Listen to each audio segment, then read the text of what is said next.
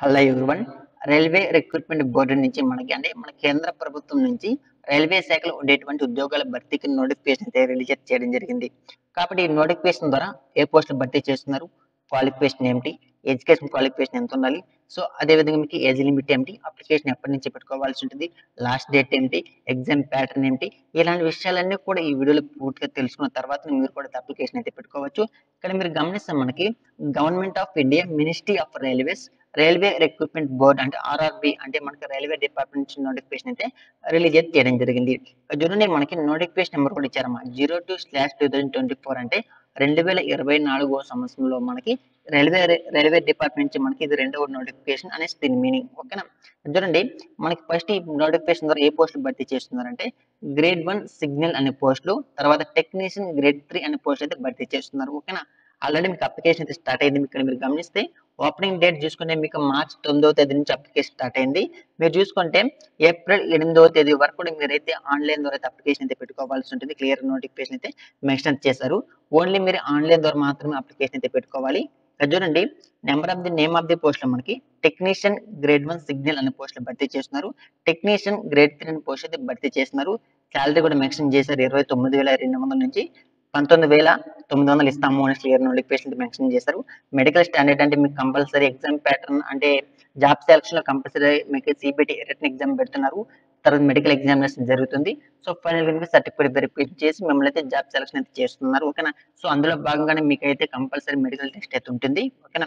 Age limit చూసుకుంటే మీకు cut off date July 1, 2024 సంవత్సరం నాటికి 18 నుంచి 36 ఇయర్స్ మధ్య ఒకటి, 18 to 33 ఇయర్స్ మధ్య ఒక పోస్ట్ అయితే ఇవ్వడం జరిగింది.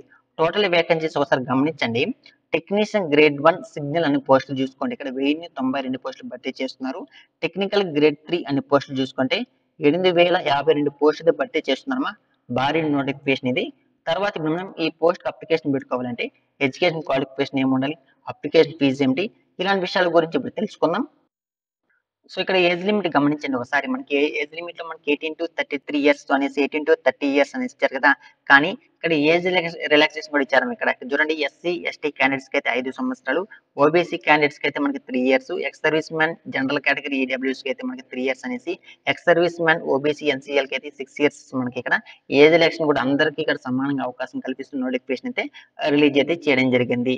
సో తర్వాత మనం ఇక్కడ పీజీస్ వివరాల గురించి కూడా తెలుసుకుందాం అమ్మా. సో పీజీస్ కూడా మనకి క్లియర్ మెన్షన్ చేశారు. సో దాని గురించి తెలుసుకుందాం. సో ఇక్కడ చూడండి పీజీస్ లో మనకి ఫర్ ఆల్ క్యాండిడేట్స్ అంటే సో ఎవరైతే మనకి ఓసీ క్యాండిడేట్స్ ఉంటారో సో వాళ్ళు మాత్రం 500 రూపాయలు మీరైతే పే అయితే చేయవలసి ఉంటుంది. సో రిమైనింగ్ క్యాండిడేట్స్ ఎవరైతే మనకి ఇక్కడ క్లియర్ మెన్షన్ చేశారు చూడండి SC ST ex service man female transgenders వాళ్ళైతే 250 రూపాయలు మీరు అమౌంట్ అయితే పే చేయవలసి ఉంటుంది. సో మీరు అప్లికేషన్ పెట్టుకునేటప్పుడు మీకు అక్కడ కనబడుతుంది స్క్రీన్ మీద కనబడి మీరు అమౌంట్ ఎంత పే చేయాలనేసి. సో మీ యొక్క క్రెడిట్ కార్డు డెబిట్ కార్డు ఉపయోగించి మీరైతే పే అయితే చేసుకోవచ్చు. ఓకేనా? మరి ఎడ్యుకేషన్ క్వాలిఫికేషన్ ఏమి ఉండాలండి క్లియర్ ఇక్కడ మనకైతే మెన్షన్ చేశారు. సో దాని గురించి ఇప్పుడు తెలుసుకుందాం. ఇక్కడ చూడండి diploma degree in engineering will not be accepted in use of course completed act apprentice ITI for the post of technician is pay level 2. కాబట్టి మనకి డిప్లొమా డిగ్రీ ఇన్ ఇంజనీరింగ్ వాళ్ళు నాట్ ఎలిజిబుల్ అని క్లియర్ మెన్షన్ చేశారు. So ఎవరైతే మనకి apprenticeship ఎవరైతే complete చేసి ఉంటారో అలాంటి వాళ్ళు ఐటీఐ కోర్స్ ఎవరైతే చేసి ఉంటారో సో వాళ్ళు మాత్రం అప్లికేషన్ అయితే పెట్టుకోవచ్చు అనేసి నోటిఫికేషన్ అయితే మనకి క్లియర్ గా అయితే మెన్షన్ అయితే చేశారు. సో ఇక్కడ మీరైతే గమనించవచ్చు. సో మోడ్ ఆఫ్ పేమెంట్ చూసుకుంటే మీరు ఆన్లైన్ ద్వారానే మీరైతే పేమెంట్ అయితే చేయవలసి ఉంటుంది. సో పీజీఎస్ కూడా మొత్తం అయితే మెన్షన్ అయితే చేశారు. సో తర్వాత జాబ్ సెలక్షన్ ఎలా చేస్తున్నారు అంటే మీకు రిటన్ ఎగ్జామ్ అయితే పెడుతున్నారు కంపల్సరీ. మీకు సిబిటి ఎగ్జామ్ పెడుతున్నారు. సో అదేవిధంగా సిబిటి ఎగ్జామ్ తర్వాత మెడికల్ టెస్ట్ కూడా పెడుతున్నారు. సో దాని గురించి కూడా ఇప్పుడు మనం తెలుసుకునే ప్రయత్నం చేద్దాం. సో ఇప్పుడు మనం జాబ్ సెలక్షన్ గురించి మాట్లాడుకుంటే ఇక్కడ మీరు గమనిస్తే మనకి రిక్రూట్మెంట్ ప్రాసెస్ అనేసి ఇక్కడ మనకి 13 పాయింట్ అయితే ఇచ్చారు. ఇక్కడ చూడండి మీకు ఫస్ట్ కంప్యూటర్ బేస్డ్ టెస్ట్ అయితే ఉంటుంది. అంటే ఎగ్జామ్ అయితే కండక్ట్ చేస్తున్నారు. మరి సిలబస్ ఏమిటి నన్ను అడిగితే మీరు సిలబస్ అనేది ఇది మనకి సెంట్రల్ గవర్నమెంట్ నుంచి నోటిఫికేషన్ రిలీజ్ చేశారు కాబట్టి మీకు కేంద్ర ప్రభుత్వానికి మీరు యూపీపీఎస్కి ఎస్ఎస్సికి ఏదైతే సిలబస్ ప్రిపేర్ అవుతారో అదే సిలబస్ అయితే ఉంటుంది మా మేజర్ గా నో చేంజ్. ఓకేనా? డాక్యుమెంట్ వెరిఫికేషన్ ఉంటుంది, ఫైనల్ గా డీవీ ఉంటుంది. సో తర్వాత మీకు మెడికల్ ఎగ్జామినేషన్ కండక్ట్ చేసి ఫైనల్ మిమ్మల్ని అయితే రిక్రూట్మెంట్ అయితే చేసుకుంటున్నారు. సో మీకు ఇంకొక డౌట్ రావచ్చు నెగిటివ్ మార్క్స్ ఉంటాయంటే నెగిటివ్ మార్క్స్ కంపల్సరీ ఉన్నాయి. ఇక్కడ మీరు గమనిస్తే మనకి నెగిటివ్ మార్క్స్ కూడా ఉన్నాయి అని క్లియర్ నోటిఫికేషన్ అయితే మెన్షన్ చేయడం జరిగింది. సో ఇక్కడ మీరు గమనించండి pattern syllabus CBT per pay level. ఒక సిబిటి కంప్యూటర్ బేస్డ్ టెస్ట్ అని చెప్పాను కదా. ఇక్కడ చూడండి టోటల్ డ్యూరేషన్ చూసుకుంటే మీకు 19 మినిట్స్ అంటే 1.5 అవర్ టైమింగ్ ఇస్తారు.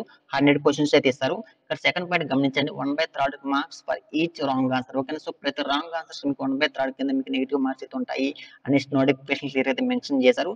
సో ఎవరైతే జనరల్ కేటగిరీ ఈడబ్ల్యూఎస్ క్యాండిడేట్స్ అయితే ఎవరైతే ఉంటారో వాళ్ళకి 40% మార్క్స్ చూస్తే వాళ్ళైతే పాస్ అయిపోతారు.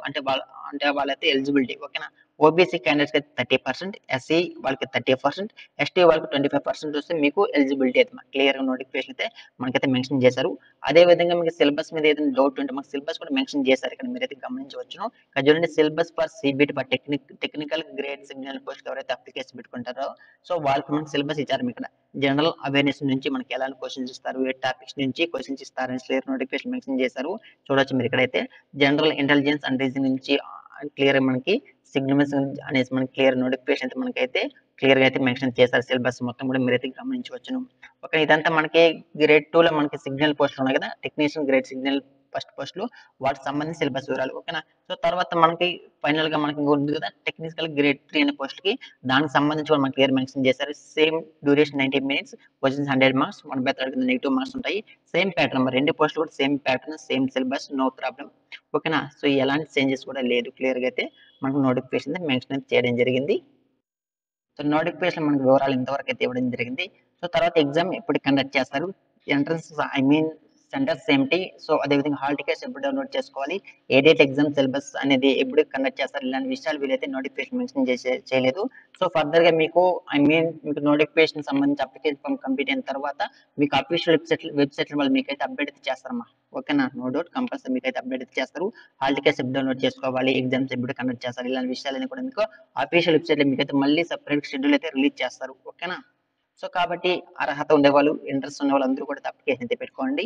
మంచి మనకి సెంట్రల్ గవర్నమెంట్ జాబ్స్ అనేది సో వదులుకోకండి. ఒకసారి గవర్నమెంట్ సంబంధించి సెంట్రల్ గవర్నమెంట్ జాబ్ లో ఒకసారి జాబ్ వస్తే మీకు అందులో మనకి ఎలాంటి డోకా ఉండదు. కంపల్సరీ మాకు అది పర్మనెంట్ జాబ్స్ అయిపోతాయి. ఓకేనా. So thank for watching this video.